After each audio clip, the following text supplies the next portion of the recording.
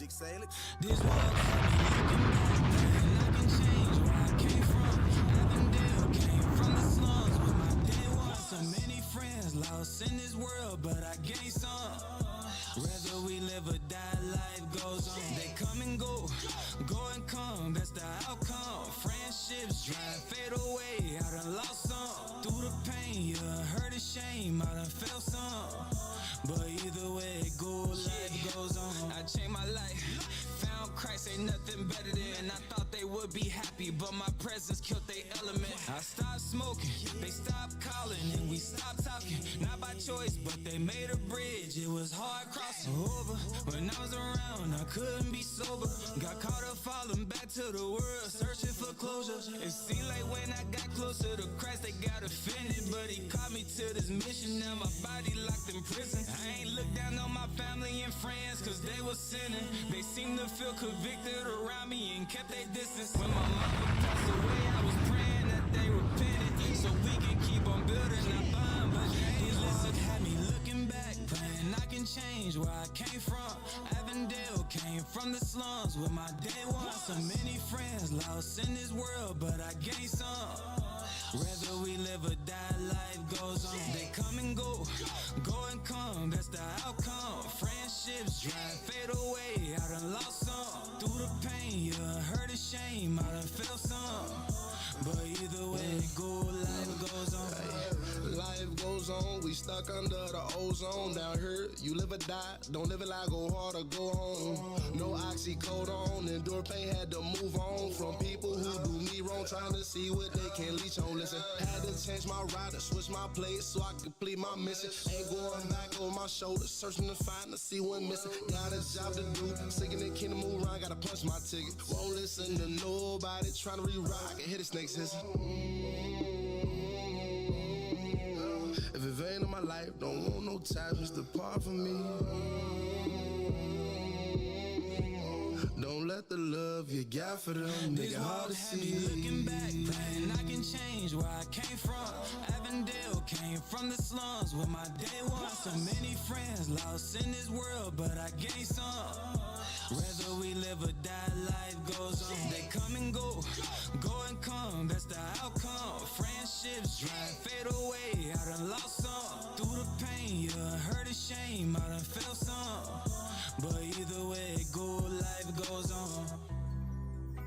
This is the Born of Levi experience on G.O.C.C. Media. Yes, yes, yes, yes. Welcome back to the Born of Levi experience here on G.O.C.C. Media. That was Rawchaa, and his new project is out streaming everywhere, titled Still Here. So go and check out my Ak, making some beautiful music for the kingdom. Rawchaa, Still Here, streaming everywhere. And welcome back once again, brothers and sisters, to the Born of Levi experience. Y'all see it on the screen right here. I wanted to start with this image right here. I wanted to put this image on the screen. And y'all see the title of tonight's discussion, or this evening's discussion. Where are the black leaders? And I had to use the word black, even though we all know we're brown, but that word black has been placed on our people. But that's the question. Where are the black leaders? Right? And as you can see, the famous quote from Reverend Dr. Martin Luther King Jr. says, "I fear I may have integrated my people into a burning house." He feared that he has integrated his people into a burning house, brothers and sisters. And we're definitely going to talk about it. We're definitely going to go into it. So brothers and sisters, don't go nowhere. Hit that like button. And if you are new to this channel, welcome. Please subscribe. It helps us out very much. Give us a thumbs up. And those of you guys who care enough about this message and want other people to know about it, share this message, share this content with others so we can get this conversation going. Where are the black leaders? Coming up next. Right? Here we go. This is the Born of Levi experience on GOCC Media. Welcome, brothers and sisters, to the Born of Levi experience here on G.O.C.C. Media. I am your host, Deacon Hazak. And once again, welcome. And if I'm coming in nice and clear, like I ask you guys every week, please just drop a quam in the chat for me, right? And a lot of people be asking, what's quam? You always be, why everybody putting quam? Quam just means rise in the Hebrew. QAM, right? So yes, that's just like my little signal that I created to, let me know that I'm coming in nice and clear, right? Praise the Most High. Thank you guys for dropping the qualms in the chat. I pray you all are having a blessed week thus far. I pray you guys had a great day over here on the East Coast, right? Northeast Coast. Crazy rain we had all day, and I know I'm on a little early. Okay, I took a rain day. All right, I'm due for one. Okay, so that's why I'm here a little early. I wanted to come in early, get you guys, going. All right, and for those of you guys who may have or who may miss me coming on earlier, this is a little treat for you guys as well too. So please hit that like button. We gonna talk about it. We gonna talk about it. Let me just go back to this. Y'all see the topic of discussion, and I'm gonna be nice and I'm gonna be short and sweet today. I ain't even gonna play around. And since I'm on early enough, I'm gonna drop the Zoom link in the chat so we can have a little quick dialogue if you guys are up to it. Okay, XA says, I've been really enjoying this community with like-minded folks. All praises. Welcome to the community, right? Welcome. Stay put. There's a lot to learn. Give yourself time to learn.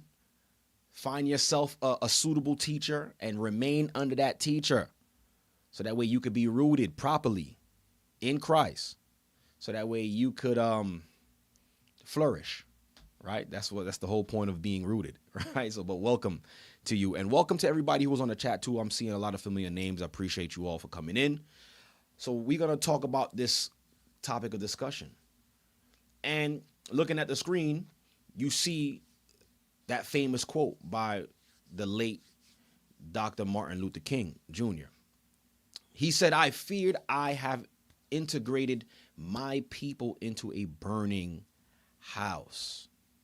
And that integration was something that little did we all know back then would be haunting us to this very day. But was integration, like, what was this the first time our people always wanted to integrate? And we spoke about this from time before, about our people integrating and wanting to be part of what the other nations were doing. We've always spoke about that on this channel, right? And it's something that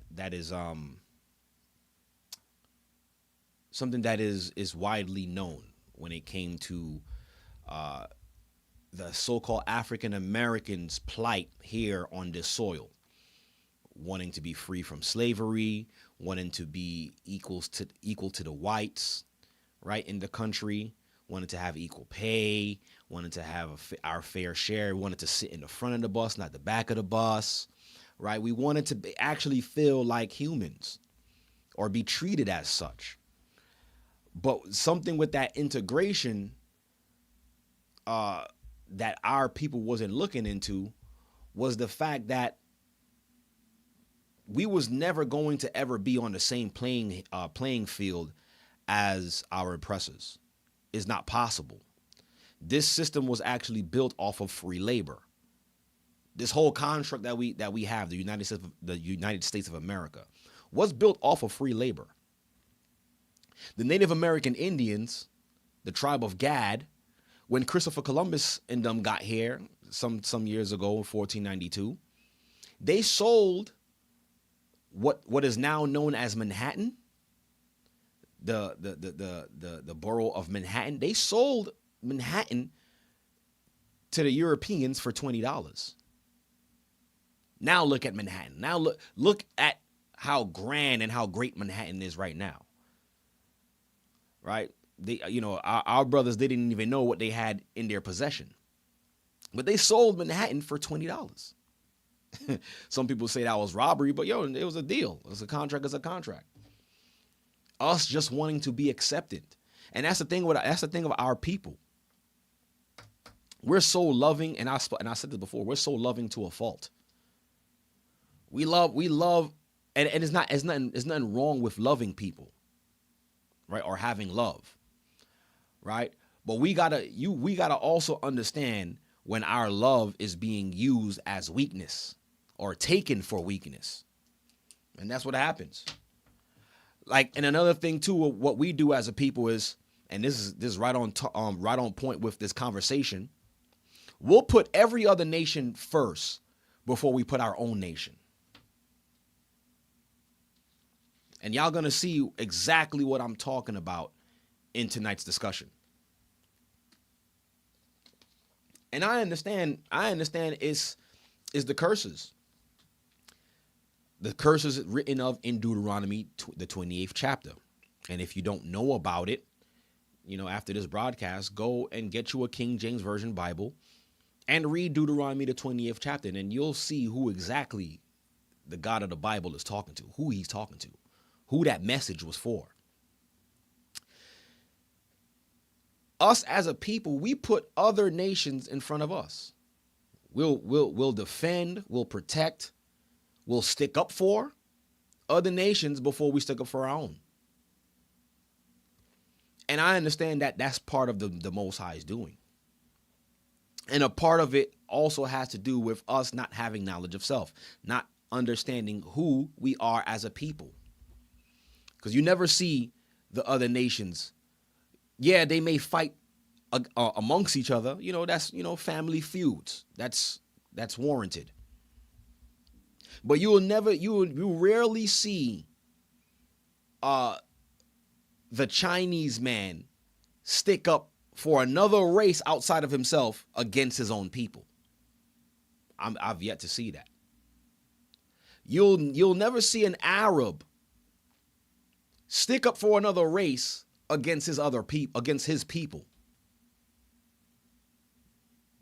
If there's an outside threat coming against their people, they're sticking with their people and they're gonna fight together and they're gonna band together. But not our people. We have lost that state of nationality, pride in your nation, pride in your people. It's not until something happens as far as police violence or police brutality, that's when we usually want to stand up. But we don't stand up when the other nations come in and buy up our neighborhoods and set up shop and then introduce their gods to our children. We don't stand up for that. We not up in arms when they come in and do that, because that's the same attack. They still attacking our people. But it's subtle. Right? But we're going to talk about it. We're going to talk about where are these black leaders. And what y'all going to come to realize as well is that there's no new thing under the sun. It's something with our people when it comes to money. Everything goes out the window. So our people, sad to say, we have a price. There's a price that that the other nations know that, okay, at this price, this person could be bought. There's no what's called integrity when it comes to our people, for our people. And it's so sad because when you sit back and you actually look at the atrocities and the devastation that's going on with our people in these islands, even here on this soil, in these communities, in these neighborhoods, and you see a blatant attack against your people, and you of influence and you of high political status don't even bat an eye. And one would ask himself, how do these kind of people even sleep at night? To witness people that look just like you go through a hardship and you say nothing.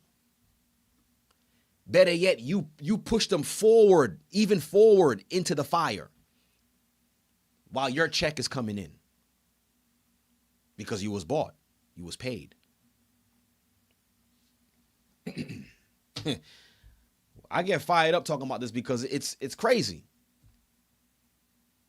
It's insane. And now, looking at it in hindsight, I understand why the Most High chose us. I understand wholeheartedly why the Most High chose us to lead his people. People with barely any education, broken homes, those who are downtrodden and really looking for an answer, really looking for hope. I understand why the Most High use us now. Because we've seen it, right? We see the devastation. We see the plight of our people. We see the destruction. And there's no price that someone can pay us to lead our people further into a hole. Because just like our people who's getting destroyed, we're still in the same boat with them. We're all getting destroyed. So why would I take a paycheck, right? And to look the other way while my people is suffering. People that you was voted in to lead. People that you was voted in and they trusted you to take care of them, to lead them. There's a judgment coming for these people. There's a judgment coming for all of these politicians who's getting paid to be silent at our destruction. And don't think for 1 second that the Most High don't see the destruction, that the Most High don't see and hear our pain. The Most High had to go into the hoods, in the slums, and the ghettos to find us to speak truth, because the people with influence don't even want to do it. What good is your influence? What good is your influence if you can't use your influence to help your people? You can't use your influence to help your people, but you use your influence to help and finance and back the people who are destroying your people. And I'm going to show you that video too. There's a particular person I'm talking about.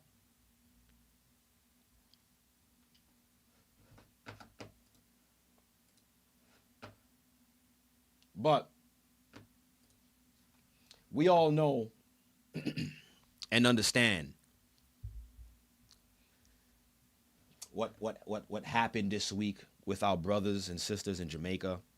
You know, our hearts and our prayers go towards the peoples and the families out there in Jamaica who went through Hurricane Melissa. Right? Hurricane Melissa passed through the island, and now it's actually hitting Haiti a little bit as well too. So, you know, all our people in the islands is going through it right now. But I wanted to play this video just to look at the devastation that's going on with our people over there. The rarest storm in history. This is history for Jamaica. You climbed up during the hurricane onto your roof to nail it down so it wouldn't blow away. Yes, so it wouldn't blow away. It's a pain in everybody's ass in Jamaica. We have a problem. Even a day after landfall for Hurricane Melissa here in Jamaica, most of the world doesn't understand just how bad this hurricane was. And no offense, look who's over there reporting. Look who's over there reporting.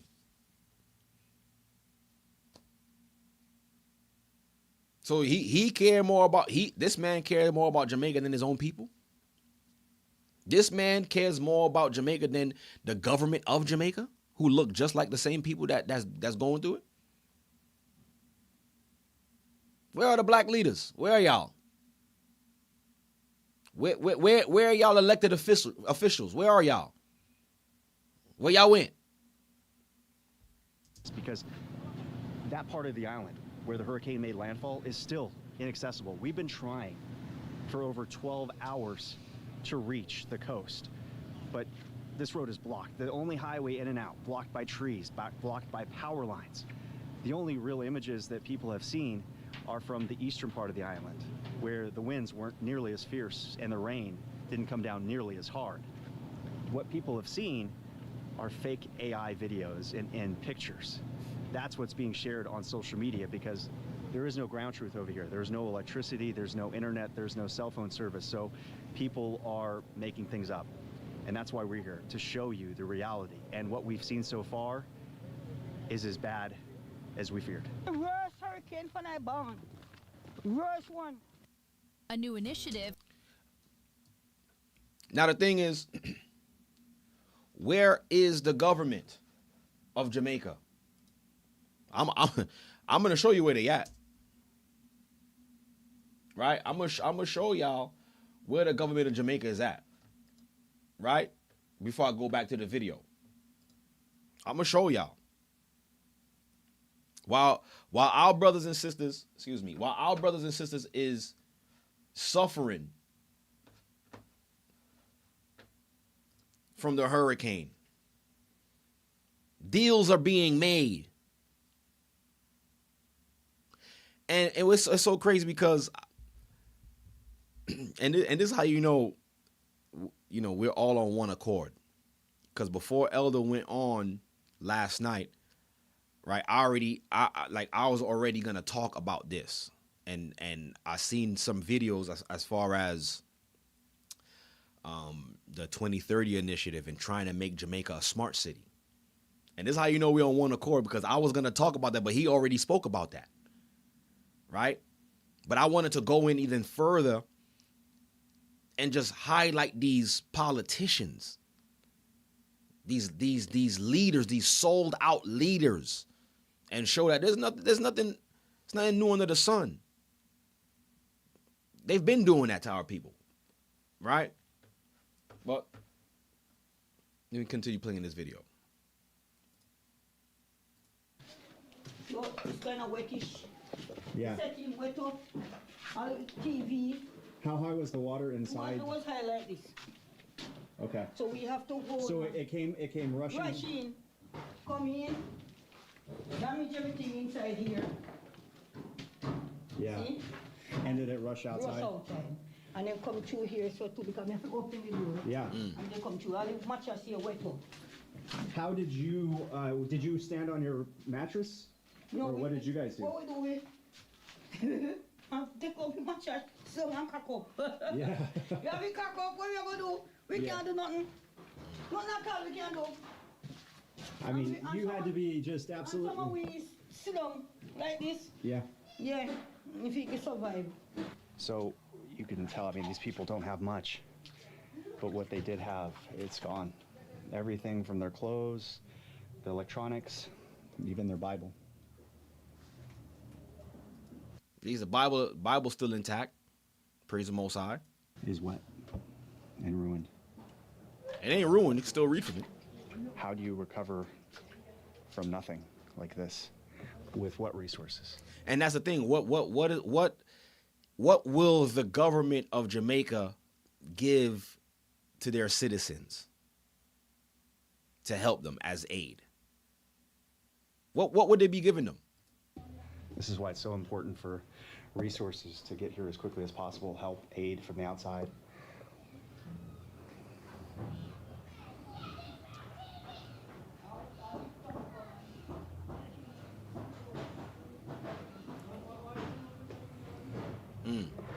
You know that they've worked so hard and scraped together everything they can just to have a home here, to have what they had before. My thing is, I really want to find out why are you really there, though? I appreciate the footage and all of that. I need to know why you really there. What's your organization? And then it's just taken away like that. They definitely need help. Do you have drinking water or anything like that? No, me not no drinking water. Okay. Because I want drum with the drinking water on top and the breeze gone with it. And so all the food, I everything. mean, I know food, the food done. So as long as time I come, everybody food. And they say time I come, me look money done. Yeah. No, no, me. Yeah, right now we not hear nothing. Nothing at all we not have. Nothing. Water one thing. You try to see him, but you can't see him. The goat, look at the goat dead. Drowned. The goat drowned, bro. See how one more there, look. Another goat drowned. How the dog survive though? Dogs is troopers. It don't matter what Caribbean island you go into. You always gonna see one of them stray dogs. They survivors. They in every island. How important are these animals for you? Oh, important. These animals. This is how you eat, right? Yeah, I see one more over there, so. 3. I see 3. I see one more there, so. 4. Mm-hmm. Not some Ghana bush. Yeah.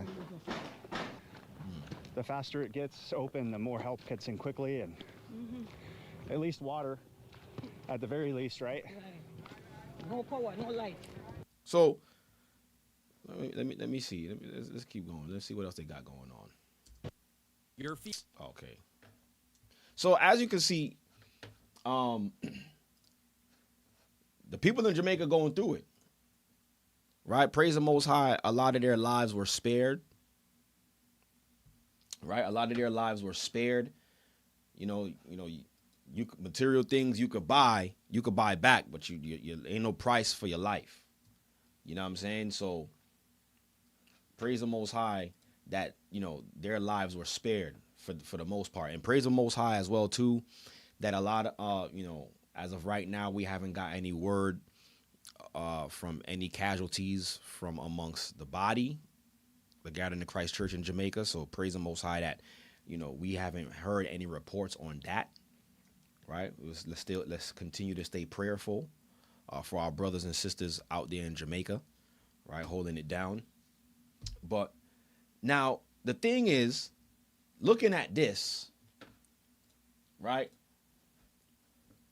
I know the government of Jamaica is seeing this. I know they seeing their people looking like this. And this is why I'm saying, how could you see this, see your people going through this and not bat an eye? It's just absolute chaos. So you have a front end loader trying to work. You got guys trying to direct traffic here because you have 2 lanes of traffic.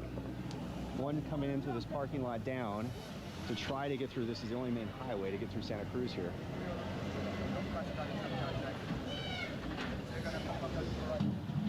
See, look at them stray dogs. They survivors. They in every Caribbean country.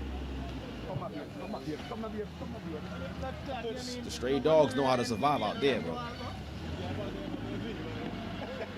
And then this one front end loader trying to remove all of this gravel debris that was brought in. So that's that on this video, right? Just showing some of the, what's happening there, right? So now all that is happening there. Where are the government officials? Let me play this video. And when I seen this video, I was like, yo, this is really interesting. Really, really interesting. And I'm going to play this video right now. So, matter of fact, before I play this video, what's this? Okay, yeah, I'll play that next. Hold on. Let me play this video. Hold on. So,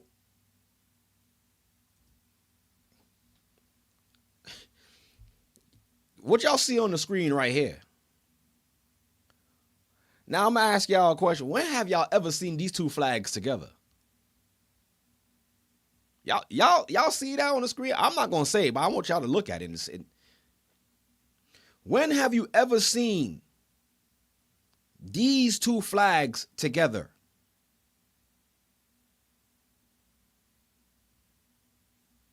Anybody? Somebody?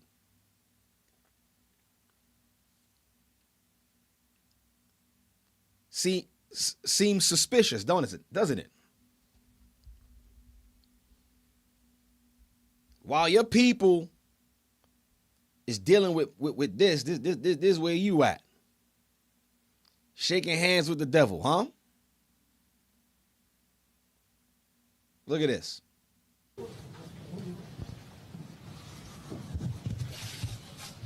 Well, Prime Minister Andrew Holmes, welcome to Jerusalem. It's good to see you and your delegation. I think this is the first visit ever by a prime. The first visit ever from a prime minister of Jamaica.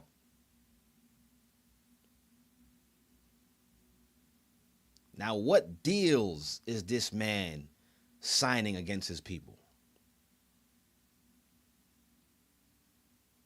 Or for his people, allegedly, supposedly.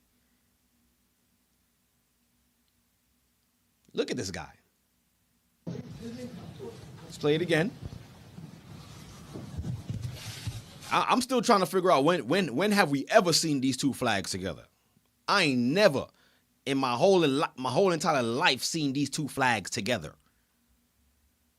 You usually see a Jamaican flag and a Haitian flag together on Eastern Parkway during Labor Day parade. I'll see those flags together. I'll see a Jamaican flag and a Guyanese flag together waving down the Parkway. But I ain't never seen these two flags waving down the Parkway together. Seems suspicious, doesn't it? Well, Prime Minister Andrew Holmes, welcome to Jerusalem. It's good to see you and your delegation. I think this is the first visit ever by a Prime Minister of Jamaica to Israel, so it has a double significance for us. Our relations are always friendly. We appreciate the fact that you didn't join the recent vote against Israel, absurd vote in UNESCO. But quite beyond that, we're talking about extending our cooperation. We just did for just the brief few minutes that we spoke.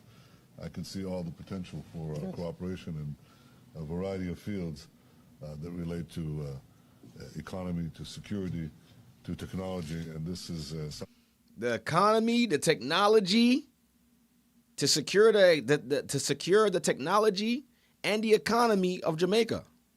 That we eagerly are interested in doing with you. That we're eagerly interested in doing with you. You gotta read between the lines. I'm like my Benjamite brothers and sisters will say, something I go on right now with them too. Some things are go on. There is a natural affinity between us. We're both democracies. We each have our own challenges, but we flourish under challenge, and we'll be able to, I think, to provide a better future for our people if we cooperate. If we cooperate, so is that a threat? You listen, you gotta cooperate. It is a hallmark of cooperation. Jamaica once again condemns the heinous October 7, 2023 attack on Israel. Now, my thing is because he's speaking at the UN. Like, why do you got to put your 2 cents in what's going on over there? Shouldn't you be concerned about what's going on and talking to the other world leaders about what needs to happen in Jamaica and the help that you need for your people in Jamaica? But you weighing in on what happened July 7th over there in Israel. Why are you weighing in on that? Why does that matter to you? You're the Prime Minister of Jamaica. Shouldn't you be wanting them to look and help what's going on with your people there?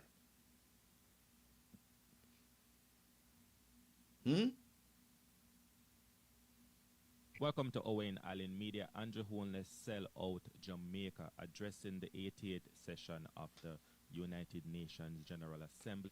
So these are the people. These are the so-called black leaders. These are your so-called black leaders. So while while our people is going through devastation, you have those who are overseeing our people making deals on the other side. Right? And I want to let me see. I want to play that again. General Assembly in New York. As far as what he said, let's key in on what he said. Well, Prime Minister Andrew Holmes, welcome to Jerusalem. Good to see you and your delegation. I think this is the first visit ever. I think this is the Prime Minister visit ever. Hold on. I think I hear an echo. It has a double significance for us. Give me a second. Relations are always friendly. We appreciate the fact that you didn't join the recent vote. Give me 1 second. Was it echoing for you guys? It was echoing, right?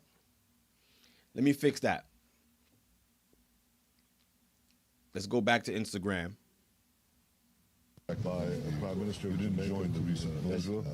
So it has a double significance in UNESCO. Our relations are always friendly. Oh, my thing is echo. Hold on. It's echoing. Give me 1 second. Let me try to figure this thing out. Oh, they mad. They big mad. Let me exit out of it and come back in. All right. Let's see what's going on. Let's go back into it. Let's go back into Instagram. And there's one thing that I want to key in on what he said. Right? Because there's a couple of videos I want to play off Instagram as well, too, so I need this thing to act correct.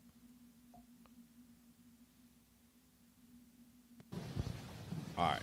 Better now. Should be better now. Well, Prime Minister Andrew Holmes, welcome to Jerusalem. It's good to see you and your delegation. My man flew into Jerusalem. He not playing. I think he was summoned. This is the first visit ever by a Prime Minister of Jamaica to Israel, so it has a double significance for us. Our relations are always friendly. We appreciate the fact that you didn't join the recent vote against Israel, absurd vote in UNESCO, but quite beyond that, we're talking about extending our cooperation. We just did for just the brief few minutes that we spoke. I could see all the potential for cooperation in a variety of fields. See, they know that he's a good boy. He's willing to play ball. Economy to security to technology, and this is something that we eagerly are interested in doing with you. There is a natural affinity between us. We're both democracies. We each have our own challenges, but we flourish under challenge, and we'll be able to, I think, to provide a better future for our people if we cooperate. And this visit is a hallmark of cooperation. Listen. Jamaica once again condemns the heinous. Hold on, there was one part. I missed it. Interested in doing with you. There is a natural affinity between us. We're both to technology, and this is what I want to get. Fields that relate to economy, to security, to technology, and this is something that we eagerly are interested in doing with you. For just the brief few minutes that we spoke, listen, I could see all the potential for cooperation in a variety of fields that relate to economy, to security, to technology, and this is something they want to secure the economy for the upgrading of their technology. Right? This is what he said. This is what he said openly to the Prime Minister. Right? So now, look at this video. Are interested in doing with you. Okay, you see, this thing be glitching by itself now. With you. There is. You see, this thing is glitching. All right, don't worry about it. I'm just gonna exit out and come right back in. It's all good. I could keep trying to glitch this thing. So now look. So the Prime Minister of Jamaica met with this guy, Benjamin Netanyahu, Benjamin Drinking Yahoo, right? And there's some type of agreement there now, right? Something that he gave or he received, and he's playing ball with them. Because like I said, I've never seen those two flags together. I never even knew that Israel even knew Jamaica. You know what I'm saying? They beef was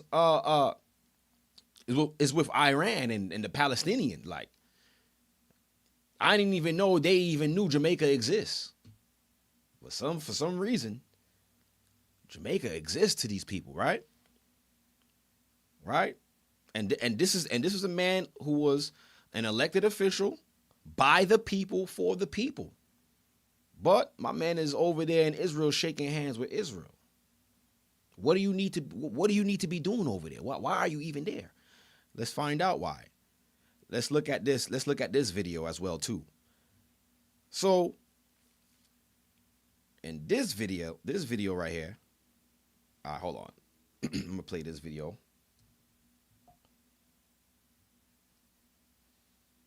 Right now, because nobody is talking about the all right, so now let's listen to this guy break down the recent storm over there, right?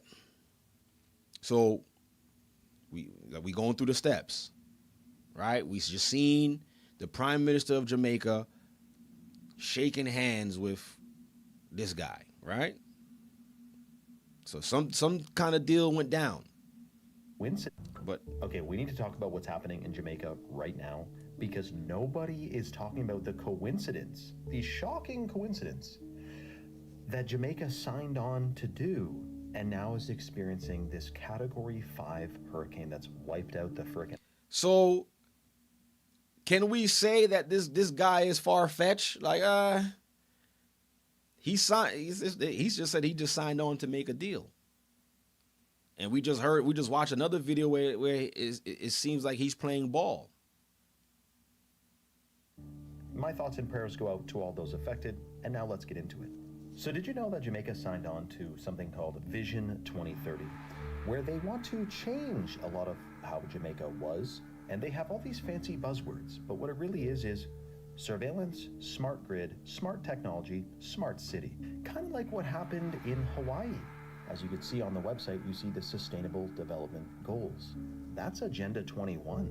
Now, Agenda 21, as we know, is the shocking agenda to do a lot of things to all the countries in the world, which seem good on the surface: equality, diversity, inclusion, when it really comes down to surveillance, control, and basically a prison without bars, controlled by AI.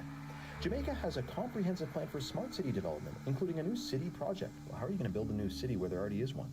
Oh, what happened to Maui? What happened to other places that had a smart city planned? What happened, the other thing I was thinking too is, what happened to the hurricane that blew into South Carolina, where they found a massive lithium deposit and then a hurricane wiped out the whole area and they're telling people they can't build there anymore? Vision 2030 Jamaica, absolutely shocking. The plan to test and implement smart technologies. Improve your quality of life. Yeah, talk to a robot every frickin' day. Real lifestyle quality there, dude. And then also, drive economic growth. Do you mean economic units, where they judge you based on carbon credits and there's no longer currency? Is this the whole plan? Let me know if you think this is just a shocking coincidence. But actually, I guess I didn't really say, like, how would a hurricane have anything to do with this plan? Unless, of course, you could do anything to modify the weather. But surely weather modification is totally fake and impossible, right? And it would never be used nefariously against innocent people. We'll talk more about that in the next one. So, comment your thoughts. As you can see, when you're just following the clues, following the money, right, so to speak. So now the thing is, how can, and it's crazy to see what's happening to your people for a few shekels. You receive a little bag at the destruction of your people. But brothers and sisters, there's no new thing under the sun. Our people always sold out for money. Those who are not after the Most High's mind and really wanting to guide the people and help the people. And time again, we get burnt by these people of high influence, these people of status. And I understand that I understand why the Most High does this. The Most High continuously allow these people to do what they do, hoping or one day a switch snaps in our mind and be like, okay, none of these people was actually for my turn. And I believe that's what's actually happening now. This is the reason why they're rushing to do what they want to do by 2030. Because a lot of people is not going for the mess anymore. Right? A lot of people is not going for it anymore. A lot of people are starting to wake up. A lot of people are starting to understand the game. How many times are y'all gonna sell us out? We trust in y'all. We put y'all in position. We voted for y'all. And where are you? They use the same formula over and over. They don't change. Best believe that same formula was used with Judas and Christ. Judas was paid to give up the Messiah. Y'all remember that, right? They always got to have an informant to suppress the people, to keep the people down. Hold on, I got to play this video now since I'm already talking about that. Let me go here. One second. Okay. Let me go to this video. Where is it? Give me 1 second. Continue to hit that like button on your way in, brothers and sisters. Let's see. Where am I? History. All right, here it goes. Where is the video? Okay. All right, hold on. Let me play this video real quick. So, like I said, they use the same format over and over. Even when you watch the movie, I don't know if any of you guys seen that movie. 1 second, let me play this. I don't know if you guys ever seen that movie titled Judas and the Black Messiah. Judas and the Black Messiah. Right? Where what was his name? What was that brother's name? He basically founded the Black Panther Party. What was that brother's name? Huey. What was his name? Somebody put it in the chat. I know one of y'all know his name. But that is a great movie. Newton, I believe. But it was Huey. I remember his first name was Huey, right? And the CIA came in, FBI came in the same way, put a mole in there to get him out the way, right? But look at this video. Look at this, and this is fair use for educational purposes only. Yes, Huey Pew. I keep saying Pew. Huey P. Newton, or Newton. Yeah, that's him. Right? He was a young man, 21. I think at the time of his I would say his assassination, he was only 21 years old. But he was ahead of his time, right? Oh, Fred Hampton. Yeah, well, I'm saying, who was Huey P. Newton? Was he the one? That was the one who framed him, right? Or who was the informant? Fred Hampton. Yes, He was the one that was 21. He was the one that they the cops had an informant come in, integrate, spy and everything, and then, take him out. They always got to have their actors when it comes to them infiltrating. Yeah, Hampton was the setup guy. Yes, thank you. So ain't nothing new under the sun. Look at this. Take a look at this. And how many of y'all knew this? Good evening to you. I'm Christine Johnson. And welcome, everyone. I'm Maurice Dubois. Those stories are straight ahead. But first, after all these years, the Reverend Al Sharpton admits he was an FBI informant. Yes, he says that he was the cat that got the rats, but others say that Sharpton... After all these years, Reverend Al Sharpton admits that he was a FBI informant. So it's not like we didn't know. Somebody said the volume was low. Let me put the volume up. Sharpton's secret life. Right? It's not like we didn't know that they were doing stuff like this. They always was doing this. They did this with Martin Luther King. They did this with Malcolm X. They've always done this, to the point where they'll even hire elected officials that look just like us, but pay them to not really help us. Was not by choice. CBS 2 political reporter Marcia Kramer has the story. Michelle Obama probably never knew that one of the guests at her recent White House 50th birthday party was an FBI mafia informant who helped bring down members of the Genovese crime family. Reverend Al Sharpton, now a confident... Look at this guy. I don't know what he did to himself, but look at this guy. ...of both the First Lady and the President, and of Mayor Bill de Blasio, has his own unique take on his days as the government's confidential informant number 7. In my own mind, I was not an informant. I was cooperating with investigations. That's what it was. So he was used to bring down, I believe, a mob family. But I don't think that was the only thing he was used to do, brother. That was the only thing that they're exposing. But understand that we see you for what you really are. The revelations threaten to embarrass Sharpton as he kicks off his National Action Network convention this week, with de Blasio and President Obama the headliners. But de Blasio, who calls Sharpton family, is sticking by his buddy.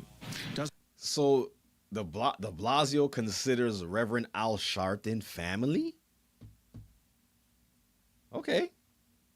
I mean, y'all can tell us what y'all want to tell us. They don't, you know what I'm saying? Doesn't change the relationship one bit. I'm very proud to be his friend. I think he has done a lot of good for the city of New York and for this country. What has he done for us? I have the exact same positive view of him I had. And then they always rolling him out as some type of black activist. Like I really to this day I still don't even know what he really does. I've never even heard a sermon from this guy. Like, he's a reverend. I don't know what he does, but for some reason, he's a reverend that's politically connected. He's a reverend that's politically connected in political circles, but he's for our people. Yet, I don't know what he's done for our people. That's 5 things. 6, I've never even heard none of his sermons. 7, I don't even know why he got that perm. 8, let me stop. I could keep going, but y'all get the gist of what I'm talking about. Before. Sharpton has been dogged for years by reports that... Look at this guy. This is the Al Sharpton we remember. Okay, this new guy, I don't know who that guy is. He was an FBI informant, helping the government go after boxing promoter Don King and music executive. Don King, another one. Our people, and they know what's crazy? They paint our people as the biggest crooks, as if they're not the hand behind the crooks. They be the biggest crooks too. The other nations, they be the biggest crook, but they got guys like Don King, Reverend Al Sharpton. These guys are the face of being crooked, which is crazy. Look at Don King. Now we learn he also went after mobsters, including the legendary Vincent the Chin Gigante, the so-called Oddfather who paraded around in his bathrobe and pajamas. Like, why they? I'm trying to figure out why were you so important for the FBI to use you to take down a mob syndicate? Who are you actually? Like what? They using you. You're supposed to be a reverend to take down a mob crime family? Yeah, I gotta make this make sense. Like, you see, when we were asleep as a people, stuff like this made sense. Like, we didn't question it. Like, oh, okay, yeah, he's helping out. But like looking at it now, like right now, like, why are you connected to any of this? Because in my mind, if I'm a pastor, I'm a reverend, I'm gonna be minding my pastor business. Like, what?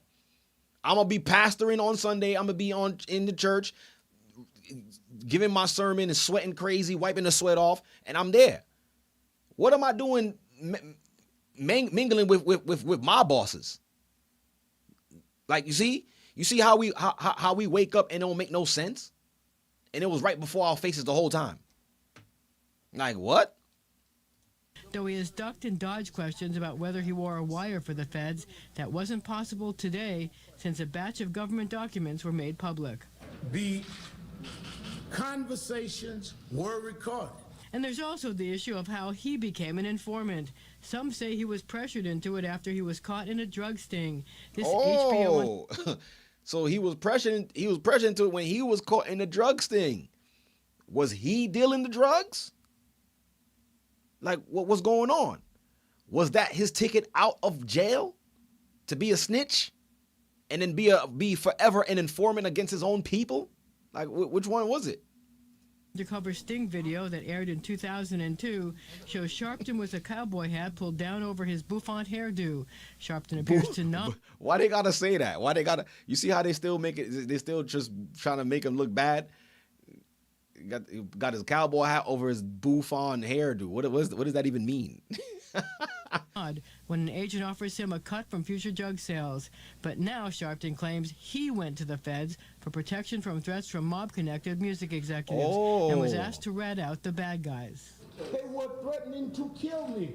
And while the feds say his information helped bring down guys like Gigante, Sharpton says he didn't know how his information was being used. I have never met any of these guys. The guy with the pajamas, I don't walk around with guys that walk outside pajamas. I never met these guys. So if you never met this guy, why are you an informant for the FBI for them? And why are they using you? And understand that, brothers and sisters, that's not the only thing they was using him for.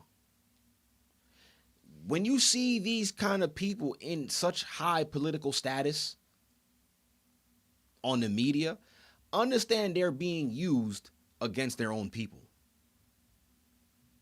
Because like I said, I don't know what this guy, I still, a reverend of what?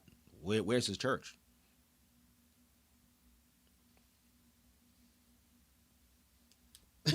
Excellent ambassador says a bouffant, fluffy hair that was popular in the 80s. See? Yeah.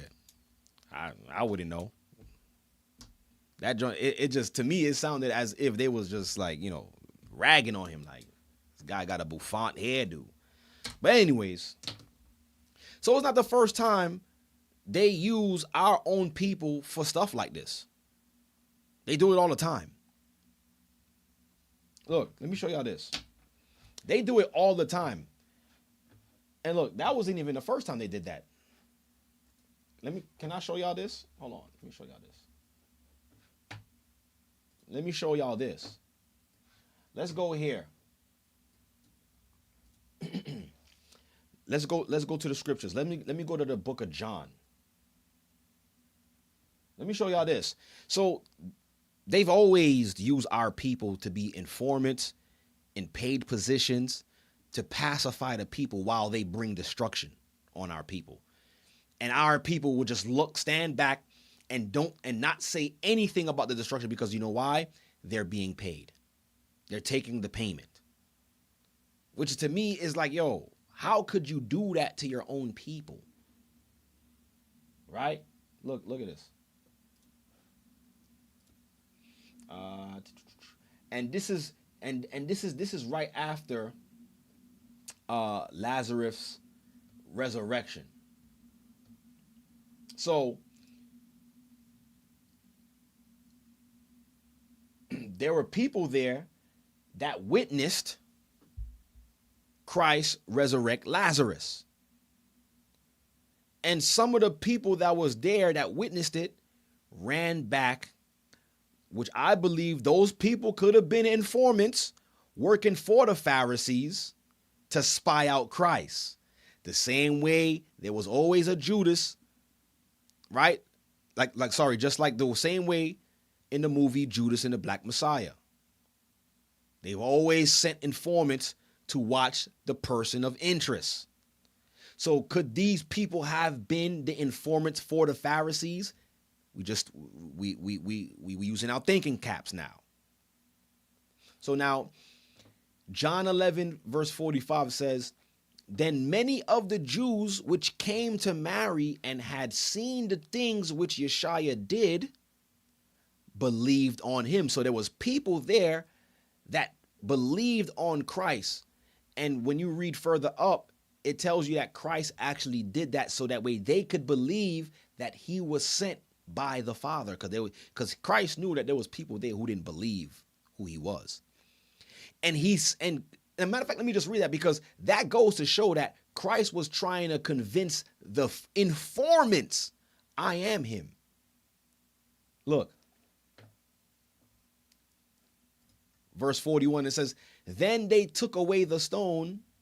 Then they took away the stone from the place where the dead was laid. And Yeshua lifted up his eyes and said, Father, I thank thee that thou hast heard me. And I knew that thou hearest me always, but because of the people which stand by, I said it. Which people that stand by? You're going to come to find out those were the informants. Look, that they may believe that thou hast sent me. So he did this to convince those who were paid informants as well that, listen, I am him. How do we know that they were paid informants? Let's continue reading. Look, verse 45. Now we go back, we jump down to 45. It says, then many of the Jews which came to Mary and had seen the things which Yeshua did, believed on him. So there was some that was convinced. Those were not the informants.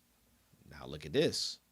But some of them went their ways to the Pharisees and told them what things Yeshua had done. Informants. It ain't no new thing under the sun, brothers and sisters. We had informants to watch the person of interest, which was Christ, and the Pharisees were paid political positions by the government to watch over all of them. It's the same game plan. You just got to read a little. Look, but some of them went their way to the Pharisees and told them what things Yeshua had done. Then gathered the chief priests and the Pharisees. These are the political paid positions amongst our people during the time of Christ. These were paid positions. You want to know how we know it was paid positions? Right here. Then gathered the chief priests and the Pharisees, a council. So they had a meeting and said, what do we? For this man doeth many miracles. If we let him thus alone, all men will believe on him.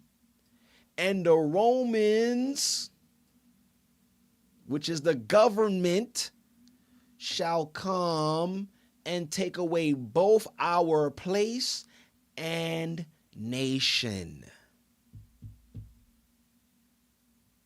So it doesn't matter what empire, brothers and sisters. Always know a lot of our people, I'm talking about on the higher up side. I'm talking about the ones who are responsible for legislation, certain laws being placed on books, being placed in certain communities. Understand that these are all paid positions. And even if they do join these positions with the heart of saying, you know what, I really want to help my people, they too come to find out there's only so much they can do for their own people. They have to play ball. They have to do what they're told.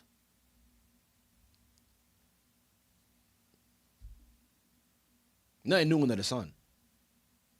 The Romans had paid these fake priests and Pharisees to watch over the people.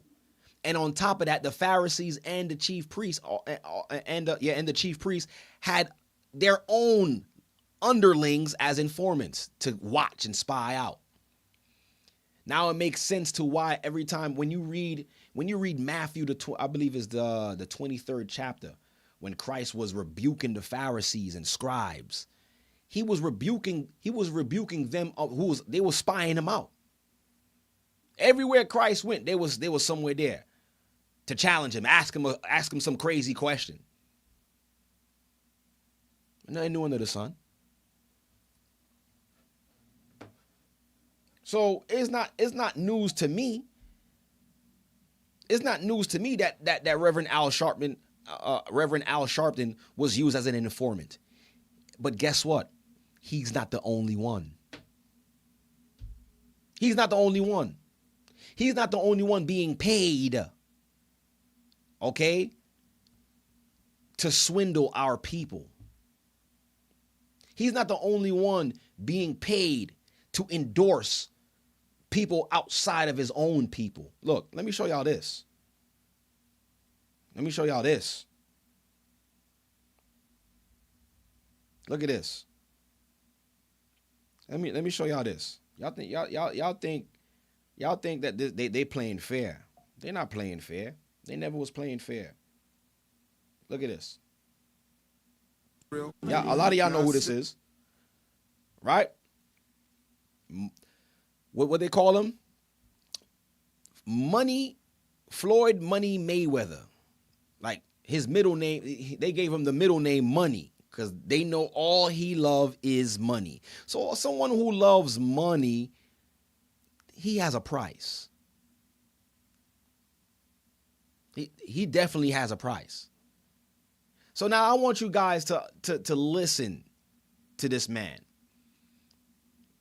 Right? World heavyweight champion, not heavyweight. Was it welterweight or lightweight? I don't know which class he was in. I can't remember. But whatever weight he was in, boxing champion of the world, all the money you could think of, all of the influence you could think of, enough money to help our people, to do things for our people.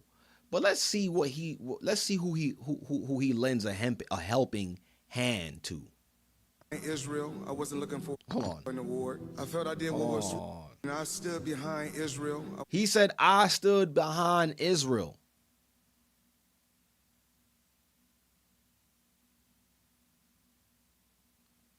Again, you see, yeah, I guess we're starting to see the hand who's rocking the cradle. Wasn't looking for an award. I felt I did what was right. And when you choose your side, you stay. When you choose your side, you stay on that side. So he's letting us know he chose his side. And he didn't choose his people. He definitely did not choose his people. And this is the side that I chose.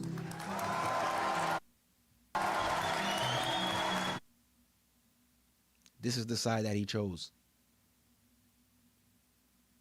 You can't make this up. I take my hat off to the soldiers, those warriors in Israel. I'm behind you guys once again, 100%. Since the war has started, if I'm not mistaken, I've been to Israel 4 or 5 times, and I will be back. Them people in the crowd don't care about you, brother. Like, they don't care about you. You can't really do nothing for them. Israel, I wasn't looking for an award. I stood behind Israel. I wasn't looking for an award. I felt I did what was right. And when you choose your side, you stay on that side. And this is the side that I chose. And this is the side that I chose. It's sad when you see this. It's really sad to see this. That you could overlook your own people for a bag, for a couple of shekels. And these are the people that I'm saying to myself, how do y'all sleep good at night? How do you sleep? No conscience at all. Void of spirit. Just how much y'all paying? You want me to do what? You want me to say what? Okay, how much y'all paying? I take my hat off to the soldiers, those warriors in Israel. I'm behind you guys once again, 100%. Since the war has started, if I'm not mistaken, I've been to Israel 4 or 5 times, and I will be back. And I stood behind Israel. I wasn't looking for an award. I felt I did what was right. And when you choose your side, you stay on that side. And this is the side that I chose. I take my hat off to the soldiers, those warriors. Right. I'm in the book of Isaiah 56 and 9. And this is what the Most High has to say about the leaders of those who lead our people and watch over our people and have high prestige over our people. This is what the Most High. This is what the Most High say. All ye beasts of the field, come to devour. Yea, all ye beasts in the forest. And these beasts are synonymous also with the other nations. Right? Why? Why is he telling them to come and devour? Verse 10. His watchmen are blind. This is talking about the leaders, those who have high prestige amongst our people, those who have the political position and the influence to change our people, but they don't. They're blind. What? It says his watchmen are blind. They are all ignorant. They're ignorant. They are all dumb dogs. They cannot bark. Like, what good is having a dog that don't bark? What kind of watchdog is that?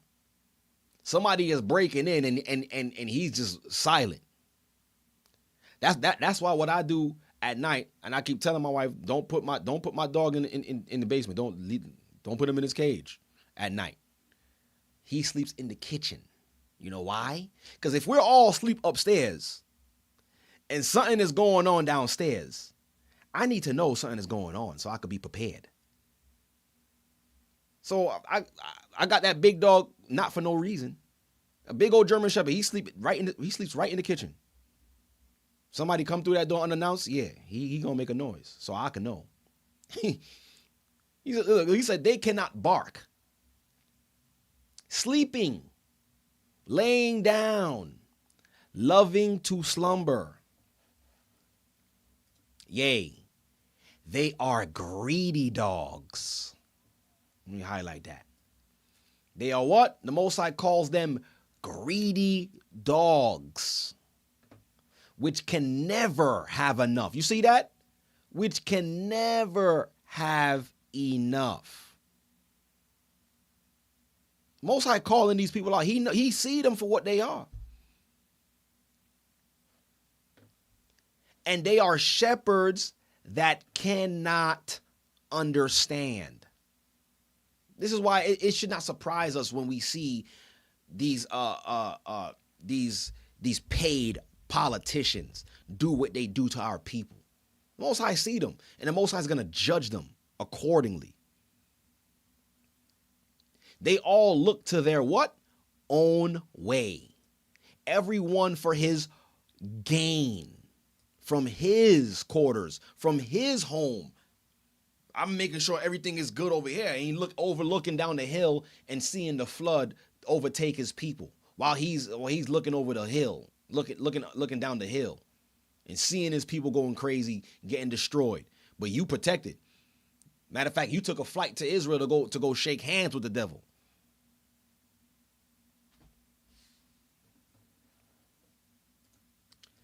Come ye, say they. I will fetch wine. Don't worry about it. We got some wine. We having a good time. Everything is going to be okay. That's what they be telling our people. Come ye, say they. I will fetch wine. And we will fill ourselves with strong drink. And tomorrow shall be as this day. And much more abundant. So this is what they think. Okay? This is how they think. They not thinking about the judgment to come. They thinking about getting their bellies full. They thinking about the money that they being paid. That's why they could close their eyes and not say nothing to what's happening to our people. That's the reason why they could sit back while our people is getting destroyed. Their people, their own people, getting destroyed because they're getting paid. And that's the same reason why the chief priest and the Pharisees that was paid off was able to do what they did to Christ with no remorse, because they were getting paid.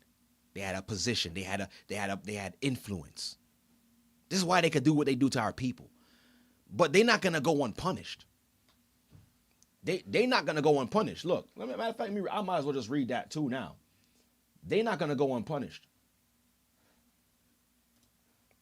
In Ezekiel chapter 11. Right? I'm going to start at verse 2. It says, Then said he unto me, Son of man, these are the men that devise mischief and give wicked counsel in this city, which say, it is not near. Ain't nothing going to happen to us. Let us build houses. We getting a check, right? Yo, live comfortably. Kick back. Don't worry about it. Right?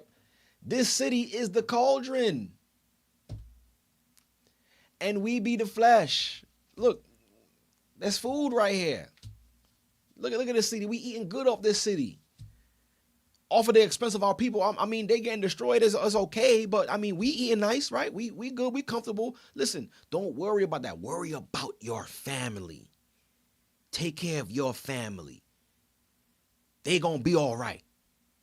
But you gotta worry about your family. That's what they be talking. That's how they be talking. That's how they convince each other to destroy us, to destroy their community, to destroy their people. That's how they sleep good. Like the destruction ain't gonna come to you eventually. You still our people. Therefore prophesy against them. Prophesy, O Son of Man.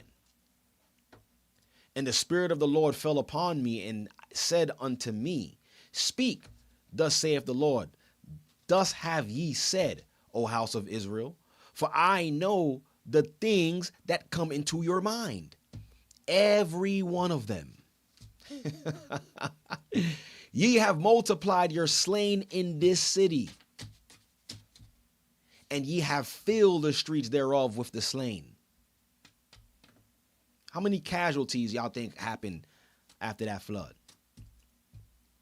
Therefore, thus saith the Lord God, your slain whom ye have laid in the midst of it, they are the flesh, and this city is the cauldron.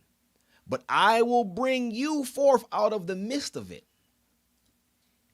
Ye have feared the sword, and I will bring a sword upon you. The very thing that you feared would happen to you is going to come upon you. That's what the Most High is saying. So they're not going to, this is why I want to read it, because I know that they're not going to go unpunished. The Most High see what they doing, and the Most High is going to bring judgment on them accordingly. Accordingly. Thus saith the Lord God. And I will bring you out of the midst thereof and deliver you into the hands of strangers. So the same strangers you're working for, the same strangers that you're getting a bag from, they're going to be the same ones to take you out. Thus saith the Most High.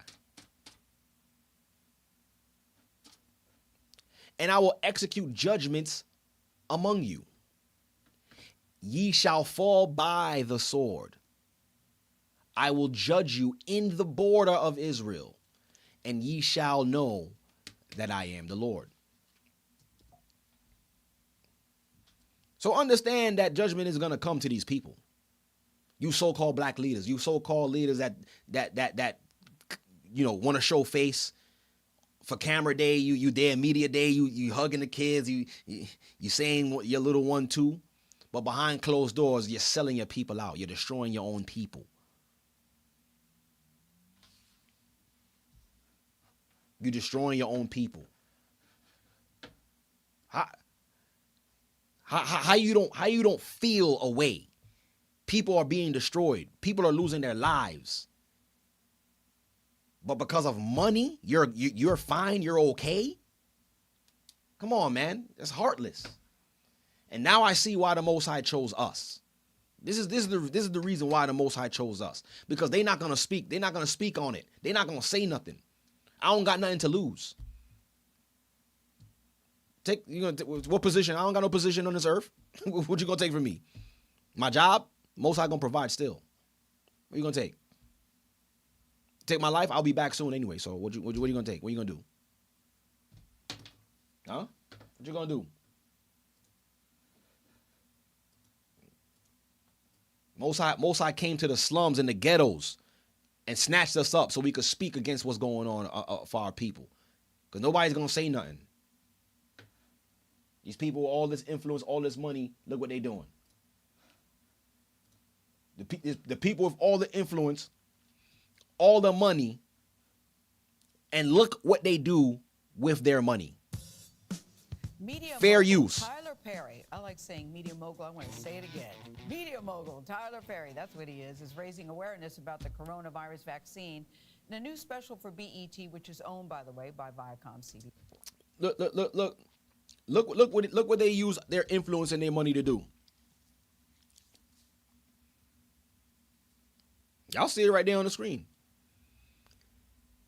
He using his influence, knowing that millions upon millions of black people watch him and look forward to hearing a word from him, of seeing him. And look what he got used to do. Look what they pay him to do. My man built his own studio, like recording studio, like movie studio.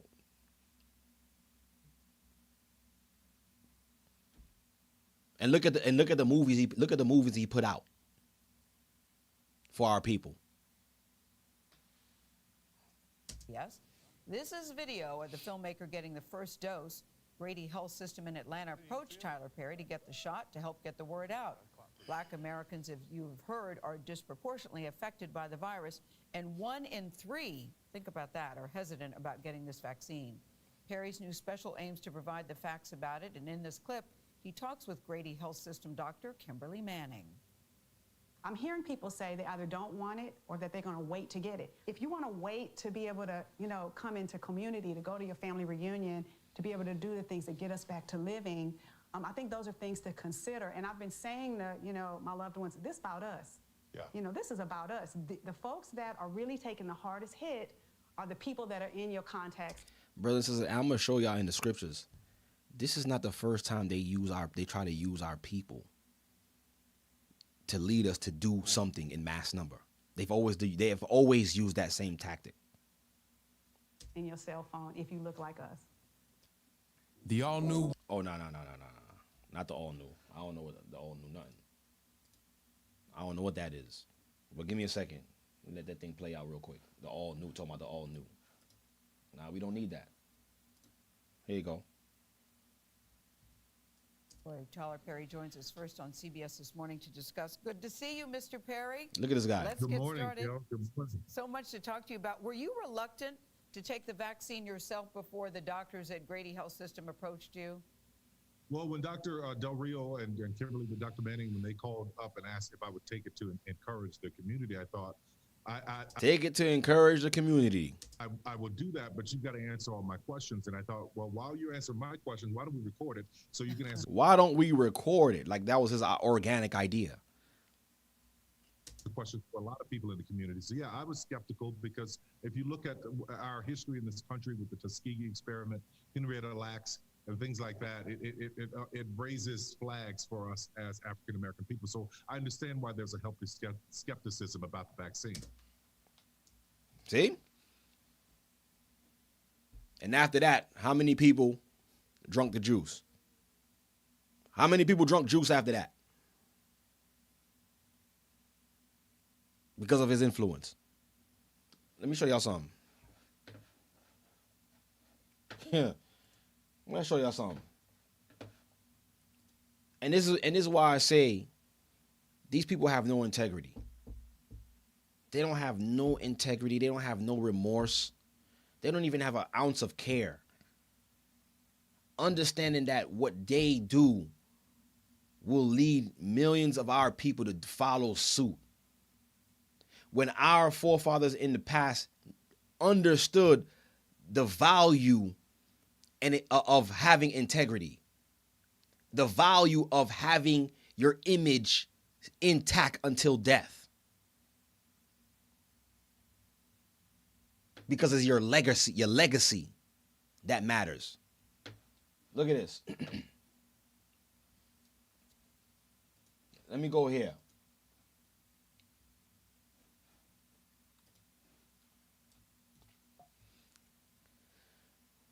I'm going to the book of 2nd Maccabees in the Apocrypha. For those of you guys who are new, if you do not have the Apocrypha, or if you don't know what the Apocrypha is a part of the original King James Version Bible. You're gonna have to ask the Catholic Church why they decided to remove it out of the Bible. There's nothing wrong with the Apocrypha. Sound doctrine. And as far as history. But they took it out because they don't want you reading stories like this. For the Christians that's out there. They don't want you reading stories like this. Matter of fact, I'm going to start from verse 8.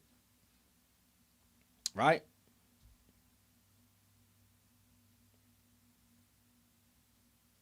No. Well, let me read this. I'm going to start at verse 8 first. Because I'm actually supposed to start at verse 18. But let me read this, though. This one stuck out. It says, moreover, there went out a decree to the neighbor cities of the heathen by the suggestion of Ptolemy against the Jews. And for those who don't, if you don't know that, we are the Jews that is written of in this particular instance. We were the original Jews, right? Before you see what's happening right now in the Israeli state of Israel. That they should observe the same fashions. So this is around the time where the Greeks were enacting laws to have all people of every race, nation, religious background, or creed to be one people. And their aim was who? The Jews. The Hebrews. Because why? Because we didn't operate like them. We had our own customs. We had one God. We had our own set of laws that we abided by. They wanted to eradicate us from doing that and be a part of their idolatry, be a part of their paganism. That they should observe the same fashion and be partakers of their sacrifices. So they wanted us to partake in their sacrifices. And sacrifice is also food. So they wanted us to eat their food. And they were offering abominable animals to strange gods. And they wanted us to partake in that.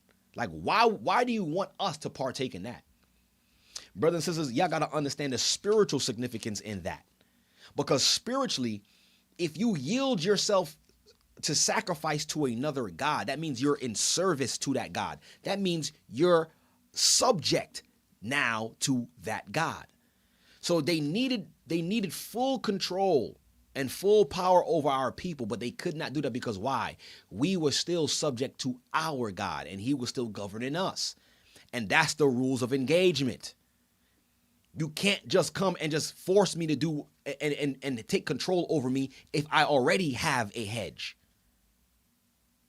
Now you see why our people are so dumbed down to the point where we don't stand for nothing, because you know why?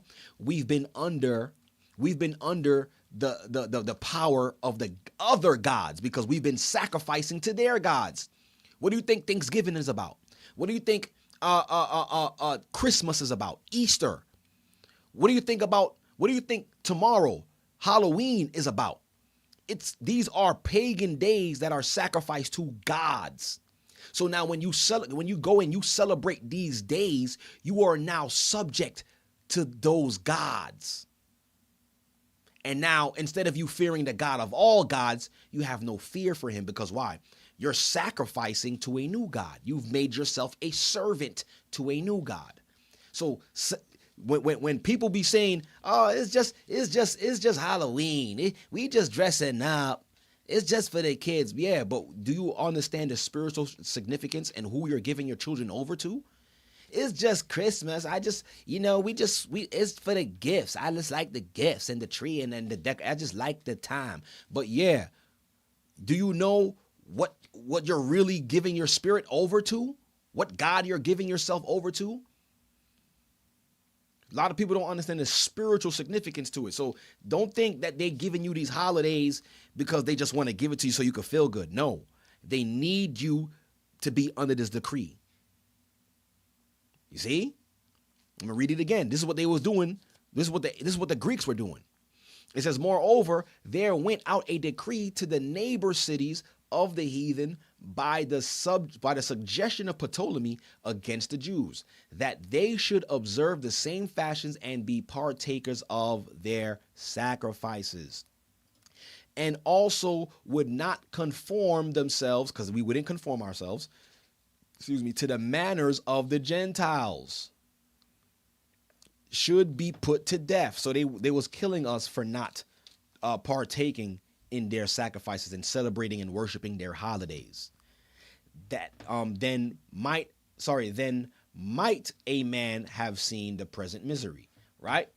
So this was all going on, right? So while this was going on, they were trying to find people of high status and of influence amongst our people to get us to do the sacrifices, to show that the people, look, you got one of the elders of amongst your people doing what we do. So it's okay. God accepts it. You see? But now look at this. So when I see the other nation, not the other nation, sorry, these so-called celebrities and these politicians that's look like us as black, and I see them selling out, I understand that they just suffering because they don't have they have a lack of history. They don't understand the spiritual significance behind standing with your people and standing with your God. They don't understand what that will do for the next generation, because why? They're getting a bag. They're getting paid. So, but look at this. Eleazar, one of the principal scribes, an aged man, and of a well-favored countenance, was constrained to open his mouth to eat swine's flesh. And you see, and this is what these New Testament people got to understand. They coming up with this doctrine, talking about something, all you got to do is just pray over the food and God will accept it. There's nowhere where we could read where God will accept abominable food. There's a reason why in Leviticus 11, God said that those particular animals were abominable. There's nowhere in scripture where God says, okay, now the abominable animals, they're now clean before my eyes once you pray over them. They're abominable for a reason. These animals were created to always be unclean. You can never make something that's dirty clean. It's not possible. They were created to be dirty. So now I don't know how we confuse that and say, okay, God now accepts dirty stuff. Would you go in your hamper and put on dirty drawers and be like, yeah, you know what? I'm gonna pray over the drawers, man. Hopefully it's, I don't smell bad. No, you're gonna wash it. You're gonna get new clean ones. I'm gonna get something that's clean. That's what we do. But anyways, so here's a aged man amongst the people. They were forcing him to eat swine. And this is how, and I want I want everybody to understand how boldly we stood to not eat unclean food. Pork, shrimp, crab, lobster. Now these things is delicacies. No one is standing firm and not wanting to be seen unclean, right? So they was holding his mouth open, trying to hold his mouth open to eat the swine's flesh. Look, but he choosing rather to die, see that? Choosing rather to die gloriously than to live stained with such an abomination, spit it forth, and came of his own accord to the torment. So here's a man who didn't care about what they were selling him. He didn't want his image to be what? Stained. And it's deeper than this too. He didn't want to give a bad example to the next generation. Look, as it behooved them to come that are resolute to stand out against such things. It was confusing the Greeks, like, yo, you willing to be tormented rather than to eat swine's flesh? They couldn't understand. But what he was standing for, he had what's called integrity, which a lot of these politicians and these paid actors don't even have. They don't even know what integrity is because they have a price, right? As it behooved them to come that are resolute to stand out against such things, as are not lawful for love of life to be tasted. But they that had the charge of the wicked feast, for the old acquaintance they had with the man, taking him aside. So they took him aside, besought him to bring flesh of his own provision. So I want you to understand what's happening here. They took him to the side, like, all right, I know you're not going to eat this swine flesh, but bring your own clean food. Bring it. What? Look, he said what? They said what? Besought him to bring flesh of his own provision, such as was lawful for him to use, and make as if he did eat of the flesh taken from the sacrifice commanded by the king. So now the question is, if it's just food and you could just pray over it and it would be clean, why were they trying so hard to make this man eat swine's flesh? If it's just food, you pray over it and it's clean. But one would ask, why would they try so hard to the point where, like, all right, don't worry about it. You don't gotta eat it, but just bring your own meat, but show the others that you are eating it. You know, we're gonna convince them. Why you think they went to such of a length to do that? Because I'm trying to tell y'all, they could not fully bring us to servitude because we was not under their God. Right?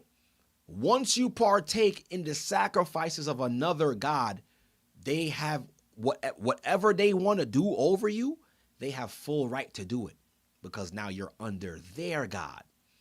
This is the reason why they went to such length to get Eleazar to eat the swine's flesh and to convince the rest of our people to eat it as well too. Like, okay, so I mean, I guess if he's doing it, I guess it's okay. And that's how they were able to trick our people into being subservient unto them, falling under their rule. And this is before Christ. This is before the Pharisees. So you can see that after this empire, a lot of our people fell to this influence. And hence why Christ had to come to clean up and undo a lot of the things that the Pharisees were doing. But we'll continue reading. It says here that in doing so, he might be delivered from death, and for the old friendship with them find favor. So they wanted the people that were looking at him to be convinced to do it, right? Escape death, but now your old friends, they'll find favor and be like, all right, you know what? I think we could do this thing, right? Look, but he began to consider discreetly. So he didn't just start eating. He didn't consider him like, you know what? I'm not gonna eat the swine flesh, but I'm gonna eat my own food, clean food. But I'm just gonna, just to preserve my life, I'm gonna show the people that I'm eating the swine flesh, but it's not swine flesh, it's actually clean food. But I want to show them like I had no choice. Right? But he began to consider discreetly. And as became his age and the excellency of his ancient years and the honor of his gray head, whereon was come, and his most honest education from a child, or rather the holy law made and given by God. Therefore he answered accordingly, and willed them straightways to send him to the grave. He was like, yo, y'all might as well just kill me because I'm not doing that. Even though it's going to be clean meat, I'm not going to put a stumbling block in front of my people. He was willing to die rather than to put a stumbling block amongst his people, just to be spared and given money. For it becometh not our age, said he, in any wise to dissemble, whereby many young persons, see, so he wasn't living for himself, he was living for the next generation. He said, whereby many young persons might think that Eleazar, being 80 years and 10, he was 90. Being 90 years old, we're now gone to a strange religion. After living your whole life following the laws of the Most High, they're going to be like, oh, well, at Eleazar, no, he was 90. He started following a new God. Like, I guess, it's okay. He didn't want that stain on his reputation after his death. He wanted to remain pure and blameless for the next generation, to have an example, to be like, you know what? If I can do it, you too can do it. Look, he said, and so they through my hypocrisy and desire to live a little time and a moment longer should be deceived by me, and I get a stain to mine old age and make it abominable. For though for the present time I should be delivered from the punishment of men, yet should I not escape the hand of the Almighty, neither alive nor dead. So he understood there would be a strict consequence for what he would do, for what the Most High would do to him if he was to deceive and put a stumbling block amongst his people. He understood that. Wherefore now, manfully changing this life, I will show myself such an one as my age requireth, and leave a notable example to such as be young to die willingly and courageously for the honorable and holy laws. And when he had said these words, immediately he went to the torment. They that led him, changing the good will, they bear him a little before into hatred, because the foresaid speech proceeded, as they thought, from a desperate mind. But when he was ready to die with stripes, he groaned and said, It is manifest unto the Lord that hath the holy knowledge, that whereas I might have been delivered from death, I now endure sore pains in body by being beaten, but in soul am content to suffer these things, because I fear him. See? And thus this man died, leaving his death for an example of a noble courage and a memorial of virtue, which means strength, not only unto young men, but unto all his nation. See? Now it makes so much more sense as to why, when we got off those slave ships, they had to kill off the ancients of our people, the older of our people, the ones with the wisdom, the one with who held our history. They got them out the way so they could never teach us our past, and to be proud about our heritage, and to hold on to our God, and to not be under a strange God, and to not sacrifice unto a strange God. Because now this is what you see out here. Because we lack that, this is why you could have the Prime Minister of Jamaica sell out his people. This is the reason why you could have Tyler Perry sell out his people. Floyd Money Mayweather sell out his people and stand with a people who's not his. This is the reason why you could have that. And hence the reason why the Most High had to come and search for us and find us and be like, you know what? Nah. Let them have the money. Let them have the influence. But I'm going to use y'all to wake up my people. I'm going to use y'all to preserve the remnant, because they done. And I'm going to judge. And Most High, I'm going to judge them. Trust me, their judgment is coming. They're not going to go unpunished. We read it in Ezekiel.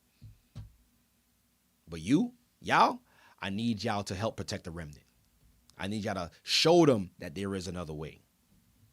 See? That's why I just don't understand how these people could just sell out our people. Right? How these people could just sell out our people and feel comfortable doing it and not even bat an eye. Huh? There was something else I wanted to show, but that's it on that. That's it on that. I ain't going to show anything else. Right?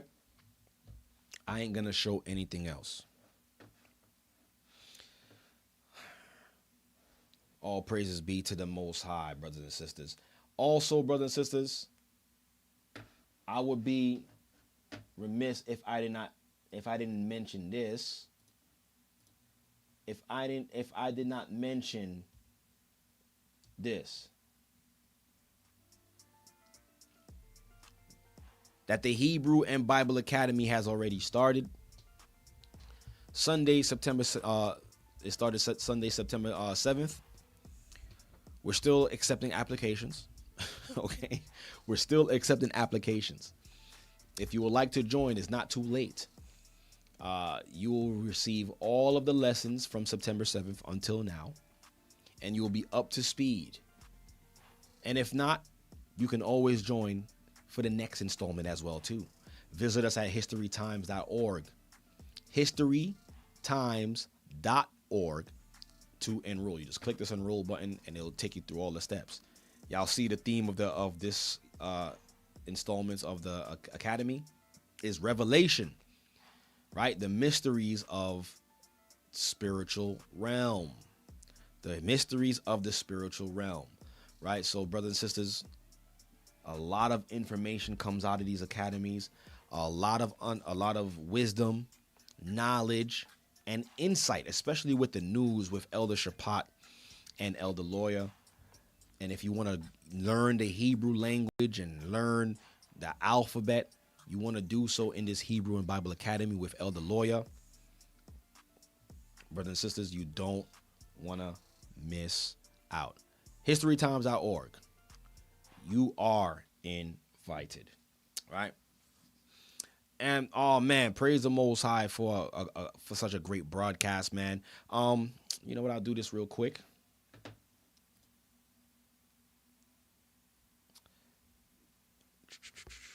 Let me see what's going on here. Thank you all for coming in, and thank you all for hitting the like button. I appreciate it. Clap it up for y'all. Thank y'all for hitting the like button. Thank you guys for coming in as well too. Where are we at? But yeah, man, it's a shame. It's a shame that what these politicians do, and our people of influence. It's really a shame.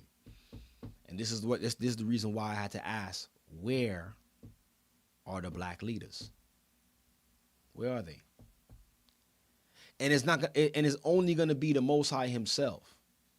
The Most High is gonna raise up and gather the remnant of our people, because He see what's happening. He sees the atrocities. He see the manipulation, the undermining, the destruction of our people. He sees it. Understand, brothers and sisters, that judgment is coming, and this is the reason why what we see happening on the earth right now. All of these, like the Most High told Esdras, are scourges for amendment. An amendment is happening. The Most High is undoing what was done. So He has to bring the correction through storms and earthquakes in diverse places. Right? Volcano eruptions, right? Floods, hurricanes. These are scourges of amendment. So we cannot overlook that as well too. The Most High is in control of all things. The Most High controls everything, even the elements. He even gives mankind the thought to do certain things. We're all pieces on His chessboard. But eventually all will know that the Most High is Lord of Lords, Kings of Kings. They will know. Every knee shall bow and every tongue shall confess. And we're seeing the change happening. We're seeing it. It's happening, right?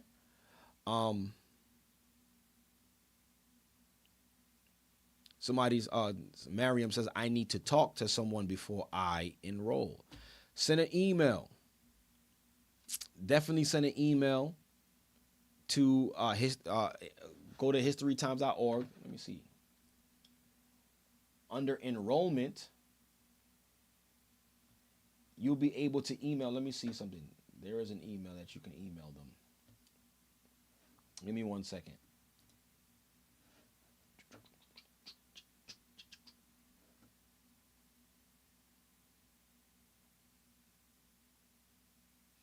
And Miriam, you gotta, I guess I would have to say also to reach out to, I believe, your local leadership, if you are a part of the church,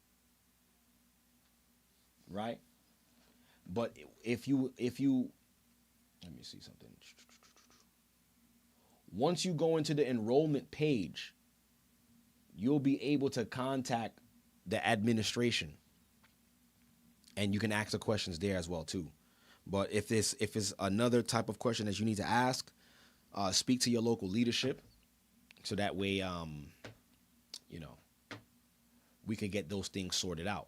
So what I'm gonna do real quick, I'll do it for like 15 minutes. I'll put the Zoom link in the chat. We'll use this. I'll put the Zoom link in the chat, so that way, I have a quick conversation with y'all. Still early. It's not as late. It's not as late today. I didn't come on too late. I came in a little early. Took a little rain day. There it goes. I just posted the link in the chat. And let me actually pin it. I just replaced the Zoom link in the chat. So if you want to come on in and we could talk 15 minutes tops, you know, we could do that. Right? But I pray that you all also had a blessed week. Those of you guys who are now coming in. Yeah, man. Where are the black leaders? Where are they? The Zoom link is now up. Is it? Yeah, it is. So if you want to come on in, come on in. Come on in. So we could have a conversation, right? And I'll do this in the meantime. Hold on, let me fix this. Let me do this in the meantime. Let me look at this. I'll do this in the meantime. Oh, I don't have a camera here. All right, let me do this. Come on in. Like I said, the Zoom link is in the chat. It's pinned to the chat, right? Not the comment section, but the live chat that you guys have right here. There's a live chat. You guys could come on in, and we could chop it up for a little bit. If not, then Godspeed. Praise the Most High. My work here is done. Okay? If not, Godspeed, because my work here is done. I'll leave it just like this.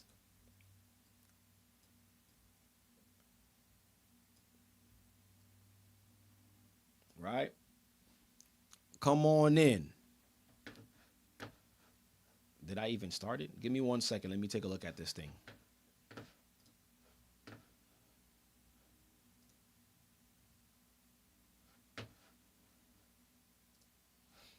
And while we wait for somebody to come in, let me show y'all what's going on.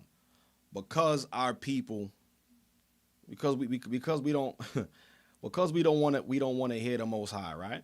Give me 1 second. Let me put this here. We don't got no sense of direction. We just doing it for the bag, right? Look at this. Let me play this video. Where is this? Here it goes. Let's take a look at this together. Oh, this thing is frozen. Give me 1 second. Let me fix this. Why is it frozen on that? Give me a second. I want to show y'all this video. Now all of a sudden this thing want to act up. This thing want to act up on me. Okay. It's okay. I like mysteries. Okay. Let's fix this real quick. Oh, it's still showing like that. Why? Oh, okay. Brothers and sisters, give me 1 second. This thing is still showing up. All right. This is what we're going to do. Let me cut this out. And let me bring it back in. And if you guys have any questions as well too and don't want to call in, if you want to put it in the chat, you could type it in the chat as well too. I'll take some questions like that as well too, or some insight. I'll just look through the chat. So that way, you know, if anything, I could go about my night. And you guys can have a blessed night as well too. And get ready for tomorrow, which is another day.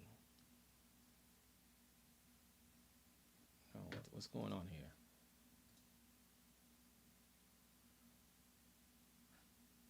I'm sorry. What's going on here? Okay.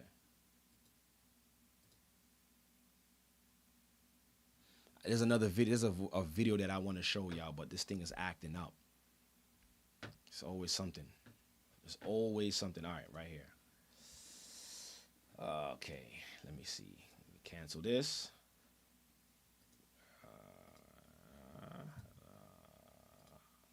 Okay, here we go. All right, let me show y'all this. Now I can show y'all this.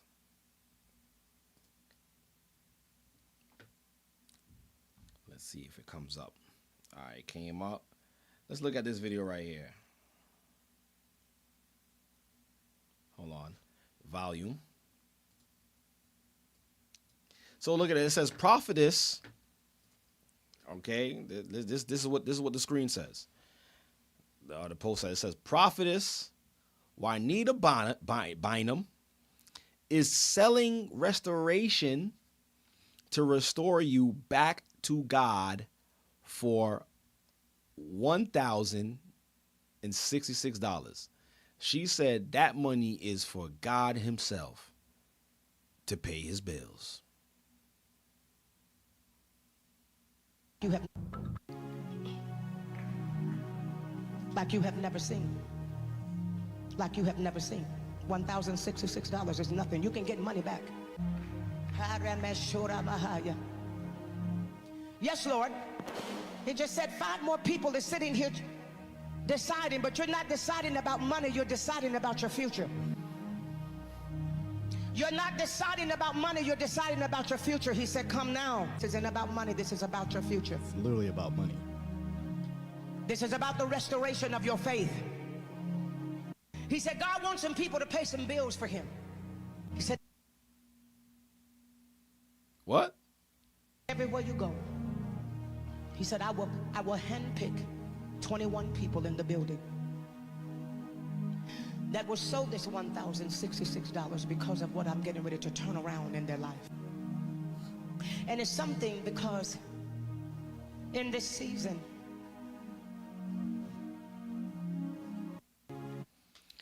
so apparently God got bills. God got some bills, y'all. God need them bills to be paid. So do yourself a favor and pay God's bills. All right? If y'all visit her church, God need them bills to be paid. And you know, and it's unfortunate because, you know, this makes people not want to give. And I understand the trauma that comes behind, you know, people going to church and paying tithes. But it's just unfortunate. It's unfortunate, and it's not fair that, you know, these type of people give the gospel such a bad name. So I'm gonna have to title that one the Stooper of the Week. No, wrong one. I'm definitely gonna have to title that one the Stooper of the Week. That one is definitely the Stooper of the Week. All right, definitely the Stooper of the Week. I haven't done that one in a long time. Well, I think I got to start bringing it back, all right? Good old Stooper of the Week. And please, yo, send in y'all Stoopers. If y'all got Stoopers of the Week, y'all want me to broadcast it here, send in your nomination for the Stooper of the Week, all right? All praises be to the Most High. All right. So, hold on, let me see. I seen a question here. It's going by so fast. So, Yatazawab says, so what God is it for? It certainly is. Okay, no, you're not asking a question. I guess you're just making a point. I thought that was a question.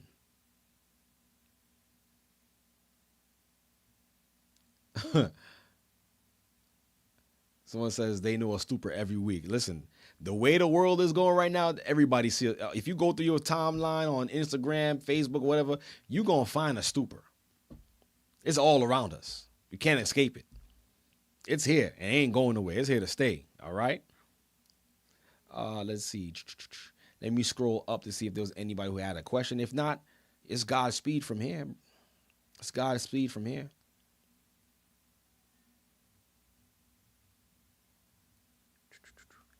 All right. Yeah, I was shocked too. I ain't know God had bills. I mean, he got a cell phone bill he need to pay for. Like, I don't know. I don't got God's number. I don't got his cell phone number. He having a hard time streaming. He ain't pay his internet bill or something. Like, I don't know. They wildin'. But listen, man. All right. Well, you know what? You know, we gonna call it an early night. I appreciate everybody for coming in, though. I really do. You know, I wasn't gonna be long-winded anyways. I just wanted to get to the point, bring forth this message, which I pray was well received. Right?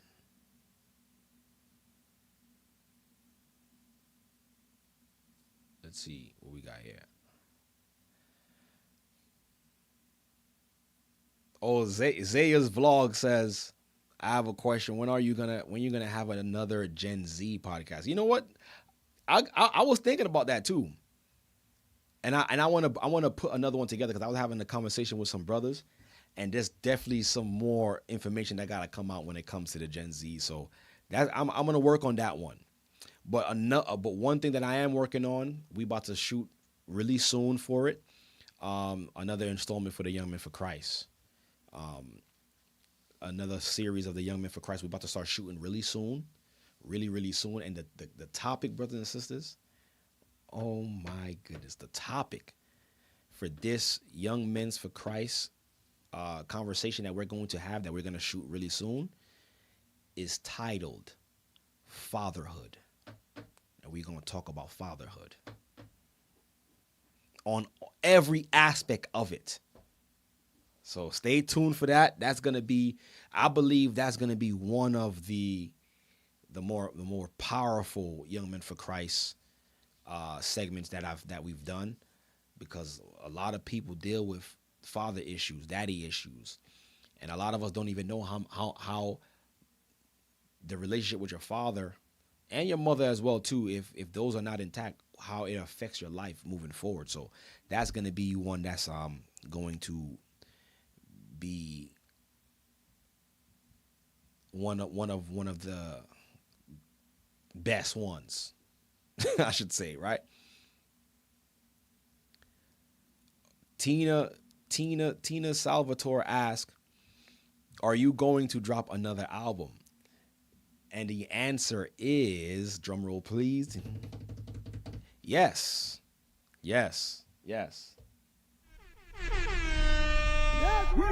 I'm actually working on a little project right now. It's titled Tears of Zion. It's titled Tears of Zion, and I'm working on it. Like you know what it is. I have so much. I have a couple of tracks that's already laid out for the project, but you could be your own tough critic sometimes, right? So I'm my own worst critic. Like I'm always going in and changing and swapping things in and out. So that's what's prolonging it. But yes, I do have a project on the way. I wanted to release it for dedications. I wasn't gonna say nothing, but I wanted to release it for dedications. But I don't know if it's gonna be ready by then. But yes, I have an album in the work. I would say a little EP. So yes, I do. Thanks for asking. Praise the Most High.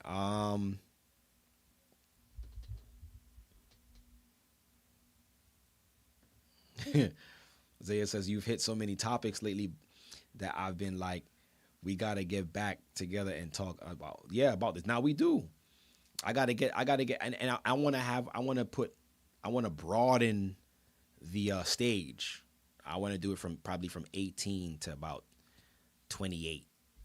You know what I'm saying? To hit all corners. But yeah, we're gonna work on that. I'm gonna contact you on that one. We're gonna work on that one.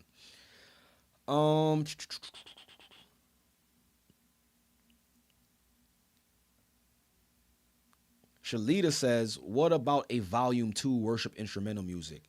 Very edifying and relaxing. Yes, I am gonna do another part 2 of that too. I'm also working on that as well too. Thanks for asking. So I will put up another worship instrumental in the background. Look out for that really soon, right? All praises for that. What else we got here?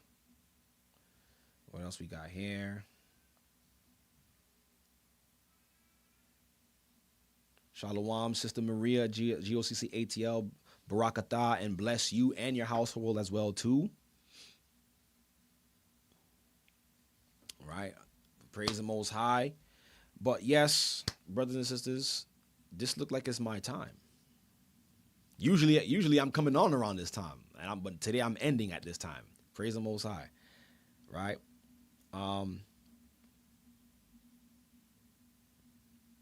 Christopher asks, is the academy full? No, the academy is never full.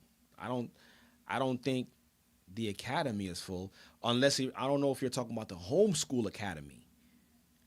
Because yes, brothers, we also do have let me put this on the screen as well too. I almost forgot about that. Give me a second. We also have, excuse me, I'm gassy, hold on.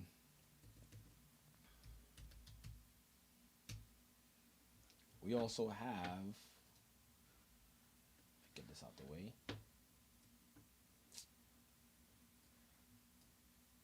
I'm sorry. Let me get this out the way. We also have the G.O.C.C. I Am Royal Academy, right?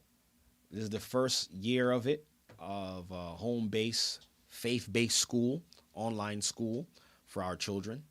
So, and it's going really, really well. Praise the Most High for that. I clap it up for the Most High for that. It's going really well, right? For all our children who are homeschooled. So yes, we do have that, right? And thank you, Amaya, or Amia, sorry. I am doing well, praise the Most High. I'm doing as well as I can be, right?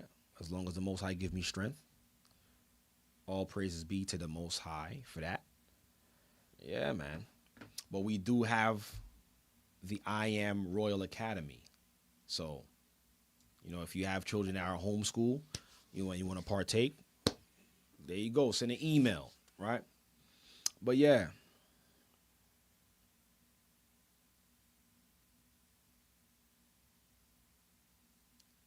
Yes, sir. Hold on, let me see. Oh, I see some more coming in here. Hold on. So I don't know, Christopher, if that was what you was asking, if the academy is full. I know the Hebrew and Bible Academy is never full. It's never too late for that, right?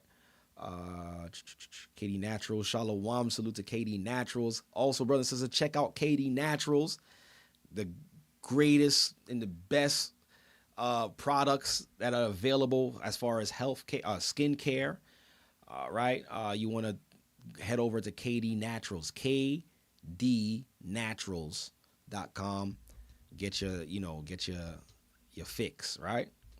Some great products there. What else we got here? We also have.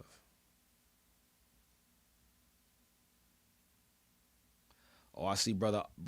Who was in here?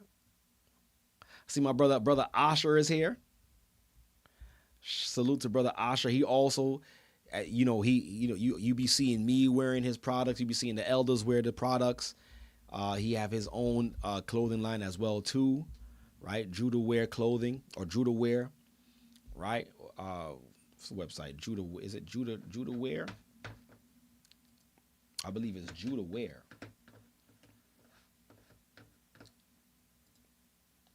It'll come up when I type it in. Judah Clothing. I said Judah Wear. JudahClothing.com. You want to check out my brother's page, his website. Some good apparel there for you and your family. JudahClothing.com. There you go. Yeah. All right. So that's about it, brothers and sisters. I thank y'all for coming in. Thank y'all for enjoying the broadcast with me and staying up with me. But I got to go. Right? I got to go. And I got to go. But I thank y'all.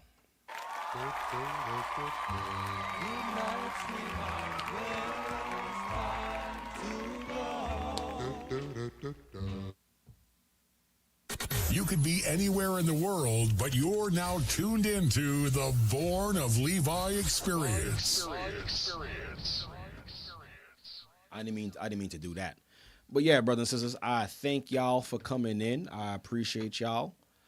Thank you once again for your support, all your prayers, and all of your engagement with the channel, which actually helps the channel. I thank you guys for participating, the comments, the likes, the subscriptions, the shares. We thank you. Demetrius Reynolds says he's looking to join the Chicago body, which you should, brother. So please, they got some great leadership over there. I believe Deacon Casadawa is there. So shout out to them. To my brothers in Chicago, right? Dominique Hopkins says, how to send the stoopers. Send it to my email, Born of Levi Experience. What is my email? I'm just saying anything that comes to my mind. Born of Levi Experience at gmail.com. Sorry, Born of Levi. I don't know why I put experience in there for. Born of Levi at gmail.com. One word. Born of Levi, Levi at gmail.com. I'll just type it in real quick so that way you guys have it. That's how you can send it in.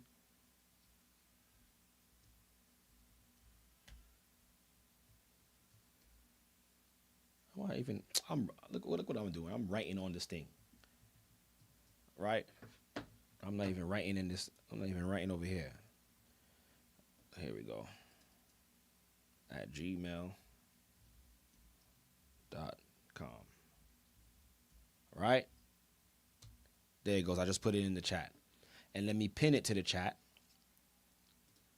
so that you guys can have it, right? Is there a body in Atlanta? Because that's where I'm located. We have a body in Georgia. We do have a body in Georgia. So please send an email to G.O.C.C. South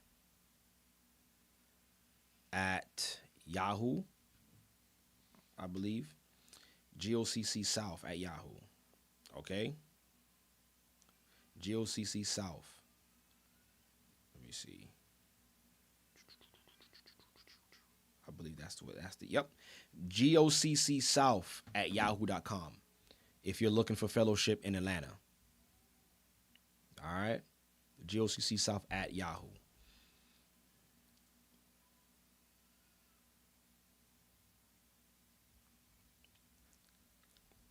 Ivory Roof says, Deacon, are there policies within the church for asking, borrowing money within the body?